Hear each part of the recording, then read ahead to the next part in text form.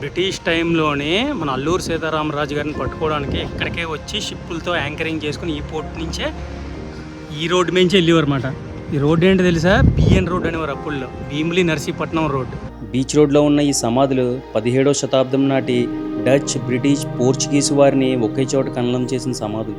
East Coast లైన్లోనే దాదాపు 2000 సంవత్సరాల క్రితం బుద్ధిస్ట్స్ వచ్చి ఇక్కడే షిప్స్ యాంకరింగ్ చేసుకొని బౌద్ధ మతాన్ని స్ప్రెడ్ చేయడం కోసం ఈ ఏరియాకి వచ్చే మెయిన్ ఫస్ట్ మన ఈస్ట్ కోస్టల్ ఏరియాలోనే ఇది. ఆంధ్రప్రదేశ్లో ఉన్న 32 నరసింహ క్షేత్రాలలో ఒకటి ఈ భీముల్లో ఉన్న నరసింహ క్షేత్రం. తొట్లకొండక పేరు ఎలా వచ్చింది చెప్పండి? తొట్లకొండ పేరు ఎలా వచ్చిందంటే మన తెలుగు వాళ్ళు పెట్టారంటే పేరు, చరిత్ర పరంగా ఉన్న పేరు వేరేగా ఉంది. హాయ్ ఫ్రెండ్స్, భీమిలి అనేది విశాఖపట్నం నగరం నుండి సుమారు 25 కిలోమీటర్ల దూరంలో ఉన్న ఒక అందమైన బీచ్ టౌన్. ఈ ఊరిని భీమునిపట్నం అని కూడా అంటారు. ఇది ఒక మున్సిపల్ టౌన్. ఇక్కడ జనాభా కొన్ని వేలలో మాత్రమే ఉన్నప్పటికీ విశాఖ నగరానికి దగ్గరగా ఉండడం వల్ల వేగంగా అభివృద్ధి చెందుతున్న పట్టణం.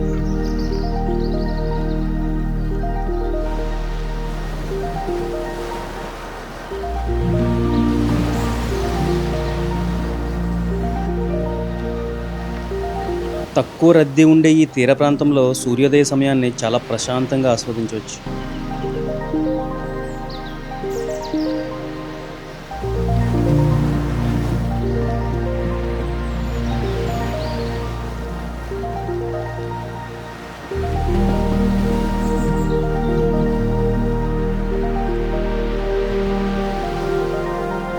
పదహారు 1620ల ప్రాంతంలో డచ్ ఈస్ట్ ఇండియా కంపెనీ భీమిలిలో వ్యాపార కేంద్రం ఏర్పాటు చేశారు.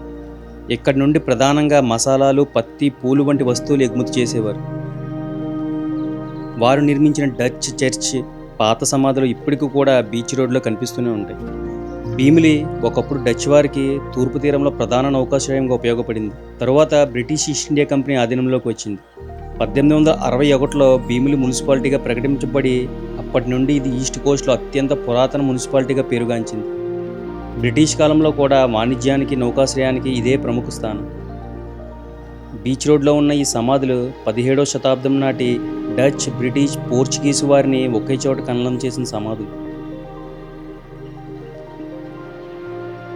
కనిపిస్తున్న గంట స్తంభం కూడా బ్రిటిష్ వారు ఏర్పాటు చేసినప్పటికీ ఇప్పటికీ చెక్కు చెదరకుండా అలాగే కనిపిస్తుంది.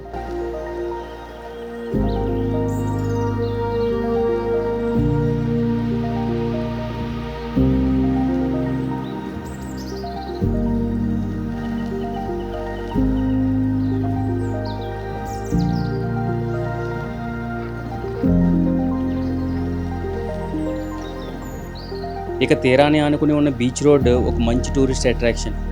ఈవినింగ్ టైంలో సరదాగా కాసేపు స్నాక్స్ తింటూ బీచ్ అట్మాస్ఫియర్ని బాగా ఎంజాయ్ చేయొచ్చు. తక్కువ రద్దీ ఉండడం వల్ల ప్రశాంతత కోరుకునే వాళ్ళకి మంచి బీచ్ స్పాట్. ఫ్లాట్గా ఉండే సముద్ర తీరం అవ్వడం వల్ల స్నానాలు చేయడానికి కూడా చాలా అనువుగా ఉంటుంది.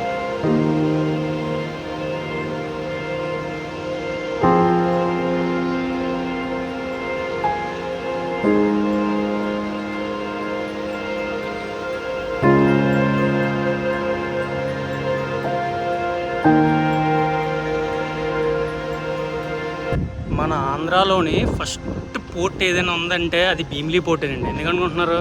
బ్రిటిష్ టైంలోనే మన అల్లూరు సీతారామరాజు గారిని పట్టుకోవడానికి ఇక్కడికే వచ్చి షిప్పులతో యాంకరింగ్ చేసుకుని ఈ పోర్ట్ నుంచే ఈ రోడ్డు నుంచి వెళ్ళేవారు అనమాట. ఈ రోడ్డు ఏంటో తెలుసా? బిఎన్ రోడ్ అనేవారు అప్పుల్లో, Bheemili Narsipatnam road.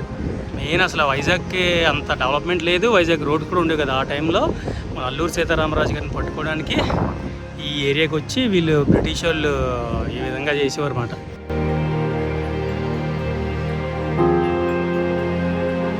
East Coast లైన్లోనే దాదాపు 2000 సంవత్సరాల క్రితం బుద్ధిస్ట్స్ వచ్చి ఇక్కడే షిప్స్ యాంకరింగ్ చేసుకొని బౌద్ధ మతాన్ని స్ప్రెడ్ చేయడం కోసం ఈ ఏరియాకి వచ్చే మెయిన్ ఫస్ట్ మన ఈస్ట్ కోస్టల్ ఏరియాలోనే ఇదే మెయిన్. మనం భీమిలికి వచ్చి ఇక్కడి నుంచే వచ్చి అటు వెళ్ళి అటు తొంటకొండ, బావికొండ, బొజ్జనకొండ ఇవన్నిటిని సైట్లను ఏర్పాటు చేసుకొని బుద్ధ సన్యాసులు ధ్యానం చేసుకునేవారు అన్నమాట. అలాగే బౌద్ధ మతాన్ని కూడా స్ప్రెడ్ చేసేవారు ఇక్కడి నుంచే వచ్చి వెళ్ళి.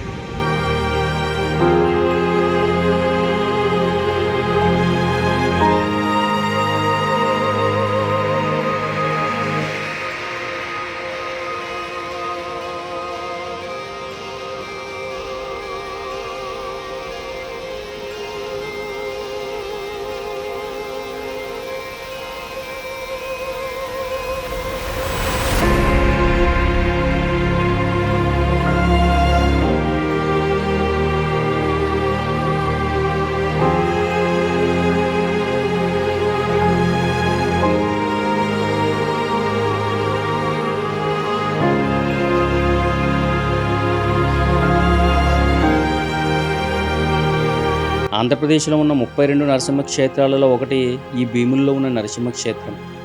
ఇక్కడ ఆలయంలో ఉండే విగ్రహం స్వయంభూగా వెలిసిన విగ్రహం. ప్రతి ఏటా ఇక్కడ నరసింహ ఉత్సవాలు చాలా ఘనంగా జరపబడతాయి.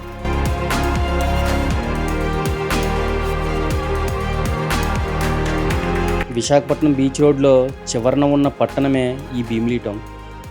భీమిలిపట్నం పశ్చిమం వైపు ఎత్తుగా ఉండి క్రమంగా తూర్పు వైపు సముద్ర తీరానికి వచ్చేసరికి పల్లం కావడం వల్ల పశ్చిమ నుండి తూర్పుకు చూసే సముద్ర దృశ్యం చాలా అద్భుతంగా కనిపిస్తుంది.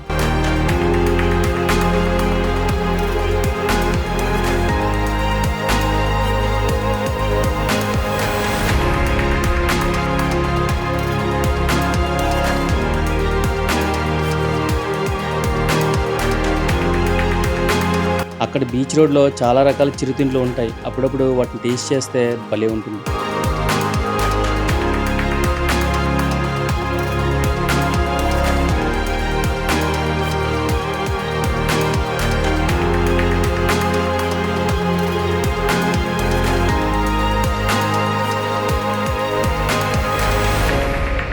పక్కనే ఉన్న దివీస్ బీచ్ కూడా అతి తక్కువ రద్దీ ఉండే ప్రాంతం. ఈ బీచ్ కూడా ప్రశాంతత కోరుకునే వాళ్ళకి ఒక మంచి టూరిస్ట్ డెస్టినేషన్. ఫోటోషూట్స్ కూడా మంచి అరువైన ప్రదేశం.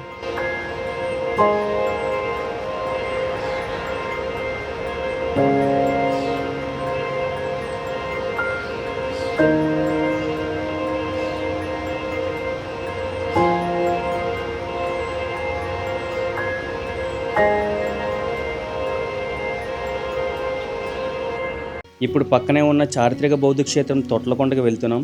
భీముల నుంచి వైజాగ్ వెళ్ళే దారిలో మధ్యలో తొట్లకొండ అనే ఉంటుంది ఏరియా. ఇప్పుడు వచ్చిన తొట్లకొండ ఏరియా ఇది బుద్ధిస్ట్ హెరిటేజ్, చాలా పురాతనమైనది. సో లోపలికి వెళ్ళి చూద్దాం. ఈ తొట్లకొండకు సంబంధించిన సమాచారం మొత్తం ఇక్కడ ఉన్న బోర్డ్స్ మీద పొందుపరిచారు. ఎవరికైనా ఇంట్రెస్ట్ ఉంటే వీటిని చదవచ్చు. తొట్లకొండకు పేరు ఎలా వచ్చింది చెప్పండి. తొట్లకొండ పేరు ఎలా వచ్చిందంటే మన తెలుగు వాళ్ళు పెట్టారంటే ఈ పేరు చరిత్రపరంగా ఉన్న పేరు వేరేగా ఉంది. ఈ పేరు తొట్లకొండ పేరు ఎలా పెట్టారంటే ఈ చరిత్ర అంతరించిపోయి కొన్ని వందల వేల సంవత్సరాలు ఉండిపోయిన తర్వాత మన పూర్వీకులు అంటే గొడ్లు కాపర్లు విలేజెస్ కట్లకు వచ్చేవాళ్ళు కొండపైకి వచ్చేవాడికి రాతి తొట్లుందా నీళ్ళు కనిపిస్తూ ఉండేవాట. అది చూసి వాళ్ళు ఏమనుకునేవారట, కొండపైకి వెళ్తే రాతి తొట్లు తొట్టిలో నీళ్లు ఉన్నాయని అనుకునేవాట. ఆ తొట్లు అనే పదం వచ్చింది కదా, అప్పటి నుంచి తొట్లకొండ పేరు తెలుగు వాళ్ళు పెట్టారు. పూర్వం చరిత్రపరంగా ఉన్న పేరు సేనాగిరి. సేన అంటే గిరి అంటే కొండ, గెద్ద రూపంతో ఉండే కొండ అని పేరు పెట్టాడు. ఆ పేరు ఎందుకు పెట్టారు? బుద్ధిస్టులు కొనుక్కుంటా కదా, అది ప్రపంచ దేశాలు సింపుల్ గా వచ్చినప్పుడు లాంగ్ డిస్టెన్స్ చూసినప్పుడు కొండ ఇలా ఏంటంటే గెద్దగా సేఫ్గా కనిపిస్తుందటమ్మా. ఈ రెండు భాగాలు రెండు రెక్కలుగా ఆ ఫ్రంట్ గెద్ద ఆకారంగా కనిపిస్తుందట. ఆ సేఫ్ ఆకారం వాళ్ళకి కనిపించదు కనుకనే వాళ్ళు సేనాగిరి అనేవాడు. మన తెలుగు వాళ్ళు ఈ రాతి తొట్లు చూసారు కదా, ఆ తొట్లు వాళ్ళు తొట్ల కనిపి మన తెలుగు వాళ్ళు పెట్టారు. అలా 2200 సంవత్సరాల చరిత్ర ఆధారాల్ని మన ఆర్కియాలజీ డిపార్ట్మెంట్ ఎప్పుడు వెళ్ళో తెచ్చారు? 1976లో మన ఇండియన్ నేవీ వాళ్ళు ఉన్నారు కదమ్మా, హెలికాప్టర్ సర్వే చేస్తున్నా కనిపించాయి. ఈ విషయం జిల్లా కలెక్టర్ గారు తెలియజేస్తే జిల్లా కలెక్టర్ గారు రాష్ట్ర పురావస్తు శాఖ వాళ్ళు వెళ్తే రాష్ట్ర పురావస్తు శాఖ వాళ్ళు ఇక్కడ 1988 నుంచి 93 వరకు తవ్వకాలు జరిపారు. వాళ్ళ తవ్వకాలు జరిపిన టైంలో కూడా నేను సూపర్వైజర్గా పనిచేశాను. ఆ తవ్వకాలు ఆర్కియాలజీ డిపార్ట్మెంట్కి ఏం దొరికే ఆధారాలు? Roman silver coins, Satavahana coins, బుద్ధంతలక పాదుకులు, కొంచెం శిల్పాలు, కొన్ని తక్కువ కొంచెం శిలాశాసనాలు దొరికాయి. ఇవి ఏ కాలానికి చెందినవి అని నిపుణులు పరిచయం చేశారు. నిపుణులు అంటే ఎవరు? జియాలజీ వాళ్ళు, ఆర్కియాలజీ వాళ్ళు. అలా 2200 సంవత్సరాల చరిత్ర ఆధారాలని 1988లో అధికారపూర్వకంగా ఎల్లో తెచ్చారమ్మా. ఈ రౌండ్ ఆకారాలు ఉన్నాయి కదా, ఇవి ఓటీ స్తూపాలు. ఓటీ స్తూపాలు అనేవి మెమోరియల్ పర్పస్, జ్ఞాపకార్థంగా. అంటే చిన్న టెంపుల్ టైప్ కదా. జూనియర్ బుద్ధిస్ట్ చిన్న స్తూపాల చుట్టూ మెయింటైన్ చేసుకుంటారు. సీనియర్ బుద్ధిస్ట్ పైన 200 మంది, మోస్ట్ సీనియర్ జ్ఞాన మంది లోపల 8 మంది, అవి 10 మంది 20 మంది మెడిటేషన్ చేసుకుంటారమ్మా. వాళ్ళు మనుషులకి ఓన్లీ మెడిటేషన్ పర్పస్ కదా. ఇది తొట్లకొండ ఇన్ఫర్మేషన్. తొట్లకొండ మీదనే ఒక పార్కు కూడా ఉంటుంది. దీన్ని చాలా బాగా మెయింటైన్ చేస్తున్నారు. బీచ్ నుండి 400 అడుగుల హైట్లో ఉండి బీచ్ వ్యూ ఎక్సలెంట్గా కనిపిస్తుంది. వెడ్డింగ్ ఫోటోషూట్స్ ఎక్కువగా చేసేవాళ్ళు ఇక్కడ కనిపిస్తూ ఉంటారు.